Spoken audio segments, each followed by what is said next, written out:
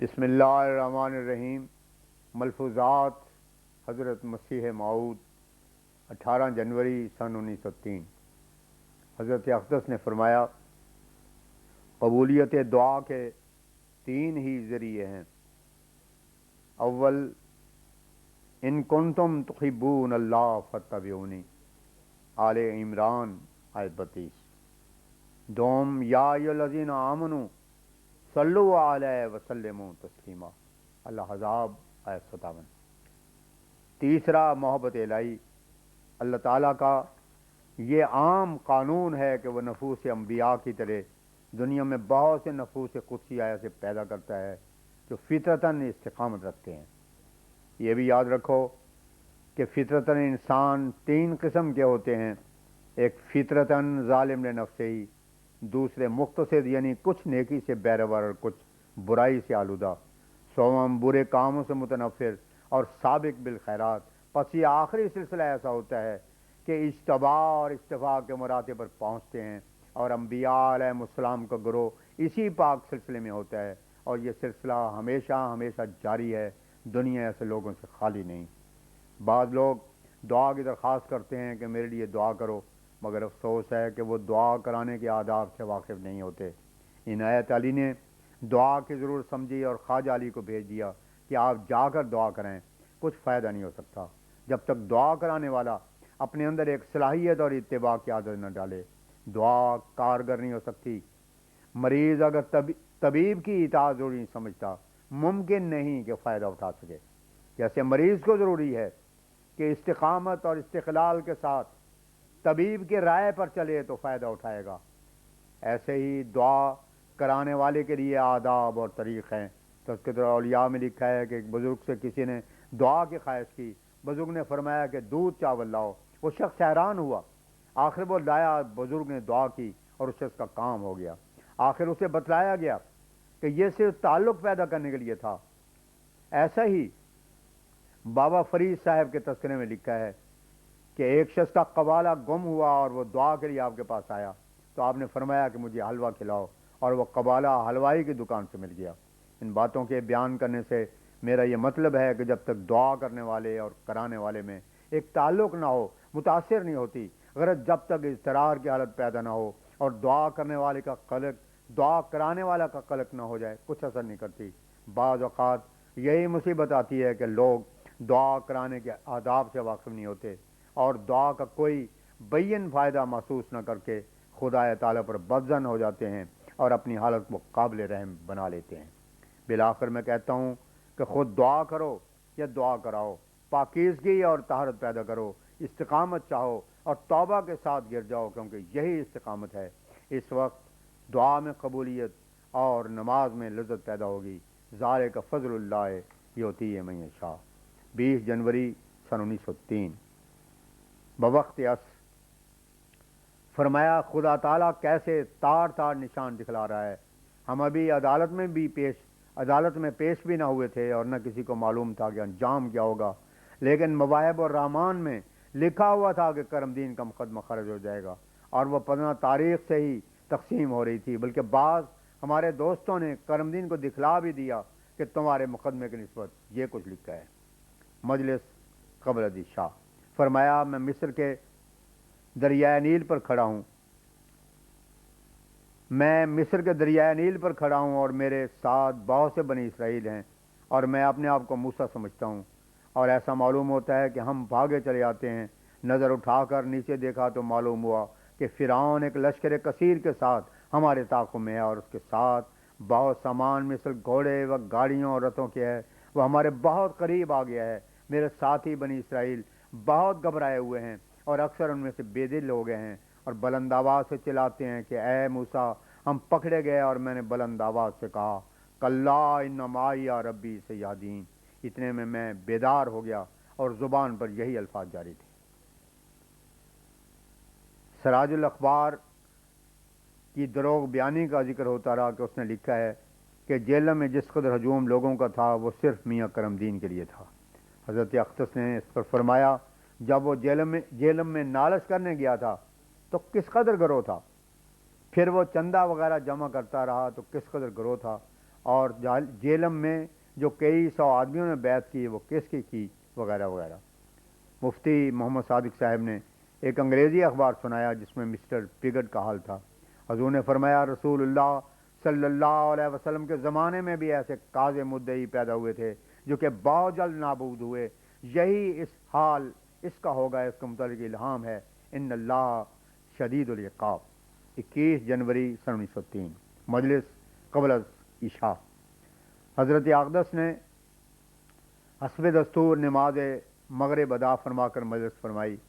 Master عبد الرحمن صاحب نو مسلم نے ایک مضمون ایک اشتہار کا حضرت اقدس کو پڑھ کر سنایا، جو کہ ان تمام نو مسلموں کی طرف سے جو کہ حضرت اقدس کے دست مبارک پر مشرف اسلام ہوئے ہندو و آریہ کے سربراہ بردہ ممبروں کی خدمت میں پیش کیا جانا ہے۔ اس میں انہوں نے استدعا کی ہے کہ اگر ان کے نزدیک یہ نو مسلم جماعت مذہب اسلام کے قبول کرنے میں غلطی پر ہے تو وہ ان کے پیش کردہ معیار صداقت جو کہ حضرت اقدس کے مضامین مباہلہ و مقابلہ سے اخذ شدہ ہیں کہ روح سے حضرت مرزا صاحب سے فیصلہ کر کے ان کی غلطی پر ہونا ثابت کر دیں۔ حضرت اقدس نے اس تجویز کو پسند فرمایا اور فرمایا مذہب کی غرض یہی نہیں ہے کہ صرف آئندہ جہان میں خدا تعالیٰ سے فائدہ حاصل ہو، بلکہ اس موجودہ جہان میں بھی خدا تعالیٰ سے فائدہ حاصل کرنا چاہیے۔ ان لوگوں کو صرف دعوے ہی دعوے ہیں، کوئی کام توکل اور تقویٰ کا ان سے ثابت نہیں ہوتا۔ مصیبت پڑے تو ہر ایک ناجائز کام کرنے کے لیے آمادہ ہو جاتے ہیں۔ خان عجب خان صاحب تحصیلدار نے حضرت اقدس سے استفسار کیا کہ اگر کسی مقام کے لوگ اجنبی ہوں اور ہمیں علم نہ ہو کہ وہ احمدی جماعت میں ہیں یا نہیں تو ان کے پیچھے نماز پڑھی جاوے کہ نہ؟ حضور نے فرمایا ناواقف امام سے پوچھ لو، اگر وہ مصدق ہو تو نماز اس کے پیچھے پڑھی جاوے ورنہ نہیں۔ اللہ تعالیٰ ایک الگ جماعت بنانا چاہتا ہے، اس لیے اس کے منشا کی کیوں مخالفت کی جاوے؟ جن لوگوں سے وہ جدا کرنا چاہتا ہے بار بار ان میں گھسنا، یہی تو اس کے منشا کے مخالف ہے۔ پھر تحصیلدار صاحب نے عرض کیا کہ اپنے مقام پر جا کر ہمارا بڑا کام کیا ہونا چاہیے؟ حضور نے فرمایا ہماری دعوت کو لوگوں کو سنایا جاوے، ہماری تعلیم سے ان کو واقف کیا جاوے، تقویٰ اور توحید اور سچا اسلام ان کو سکھایا جاوے۔ اس ارشاد کے بعد 3 احباب نے بیعت کی۔ ان میں سے ایک صاحب نے حضرت کی خدمت میں عرض کی کہ میں شریر آدمی تھا اور مجھ کو جھوٹے دعوے کرنے اور لوگوں کے حقوق چھین لینے اور ضبط کرنے کی خوب مشق تھی، اور دوسرے بھی جس قدر معاصی مثل شراب وغیرہ تھے ان تمام میں مبتلا تھا۔ چند دن ہوئے کہ میں نے ایک ہندو سے اسی طرح ظلم کیا اور اس کے حقوق ضبط کیے۔ رات کو جب میں سویا تو خواب میں کیا دیکھتا ہوں کہ وہی ہندو میرے ساتھ کلام کر رہا ہے اور کہہ رہا ہے کہ یا تو خدا تعالیٰ تجھے ہدایت کرے یا تجھے اس دنیا سے اٹھا لے تاکہ ہم لوگ تیرے مظالم سے نجات پائیں۔ اس کے بعد وہ نظر سے غائب ہو گیا اور میں نے دیکھا کہ آسمان سے ایک شعلہ نور کا گرا اور جس میں مکان میں تھا اس دروازے کی طرف آیا۔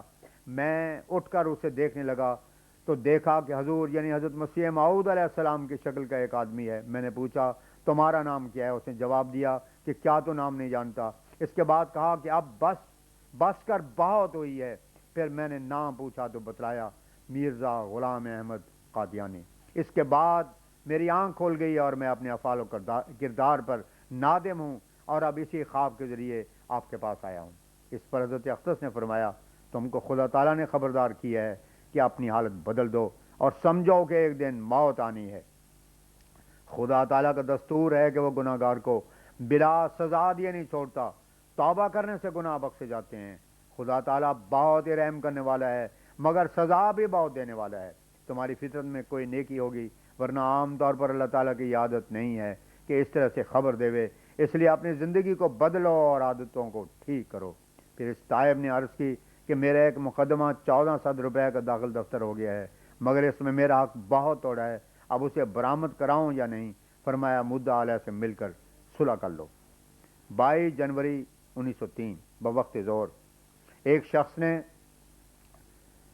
نے حضرت اقدس کی خدمت میں ایک عریضہ پیش کیا جس میں یہ تحریر تھا کہ وہ ہر طرف افلاس سے گھرا ہوا ہے اور ایسے ایسے خیالات اس کے دماغ میں آتے ہیں کہ اسے موت بہتر معلوم ہوتی ہے، اور حضرت اقدس سے اس کا علاج چاہا۔ حضور نے فرمایا ایسے خیالات کے علاج یہی ہوا کرتا ہے کہ آہستہ آہستہ خوف خدا پیدا ہوتا جائے اور کچھ آرام کی صورت بنتی جاوے.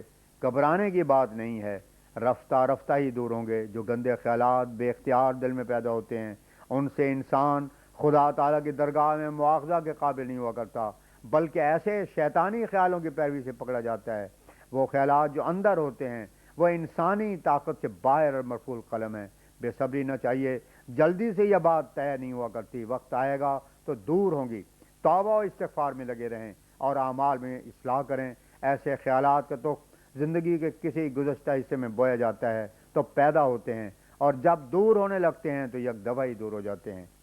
خبر بھی نہیں ہوتی، جیسے ہچکی کی بیماری کو جب جانے لگے تو ایک دم ہی چلی جاتی ہے اور پتہ نہیں لگتا. گھبرانے سے اور آفت پیدا ہوتی ہے. آرام سے خدا سے مدد مانگے. خدا کی بارگاہ کے سب کام آرام ہی سے ہوتے ہیں، جلدی وہاں منظور نہیں ہوتی، اور نہ کوئی ایسی مرض ہے کہ جس کا علاج نہ ہو. ہاں، صبر سے لگا رہے اور خدا کی آزمائش نہ کرے. جب خدا کی آزمائش کرتا ہے تو خود آزمائش میں پڑتا ہے اور نوبت ہلاکت تک آ جاتی ہے. مقدمہ جہلم کی نسبت فرمایا خدا کی طرف سے جو معلوم ہوتا ہے وہ ہو کر ہی رہتا ہے. اسباب کیا شے کچھ نہیں. اللہ تعالیٰ فرماتا ہے کہ میری راہ میں جاؤ گے تو مراغمن کثیرہ پاؤ گے. صحت نیت سے جو قدم اٹھاتا ہے خدا اس کے ساتھ ہوتا ہے، بلکہ انسان اگر بیمار ہو تو اس کی بیماری دور ہو جاتی ہے.